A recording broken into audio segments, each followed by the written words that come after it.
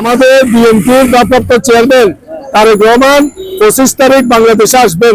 আপনারা একটু উনি যত সুই সালামতে আসতে পারে আপনারা দোয়া করবেন, আর বেগম খালেদা জিয়ার জন্য একটু দোয়া করবেন।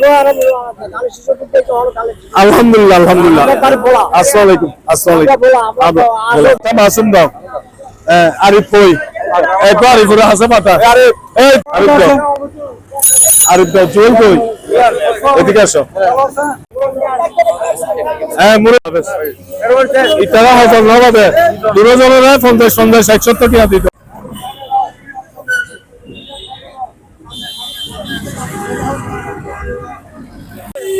একটা প্রোগ্রাম করেছেন, সেই আসলে কেন আপনারা এই প্রোগ্রামটা?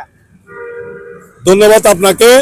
আমি আজকে আমাদের বিএনপির ভারপ্রাপ্ত চেয়ারম্যান তারেক রহমান মহোদয় 25 ডিসেম্বর সকাল 10টায় বাংলাদেশে আসতেছেন।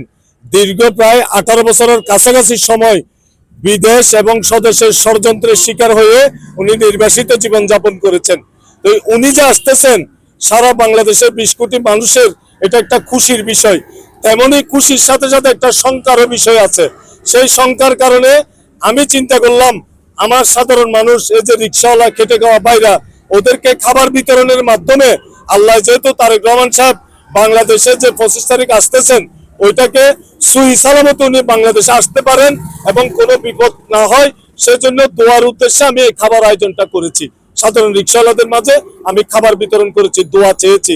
আমি এমনি মিছিল করে করে আনন্দ না করে একটা মানুষের রুহের দোয়া যদি পরে ইনশাল্লাহ আমাদের চেয়ারম্যান তারেক রহমান মহোদয় বাংলাদেশে এসে 20 কোটি মানুষের জন্য যেই পরিকল্পনা উনি করেছেন সেই পরিকল্পনা সবাই মিলে যদি দানের শীষের ভোট দিয়ে ওনাকে নির্বাচিত করেন সেই পরিকল্পনা সফল করবেন।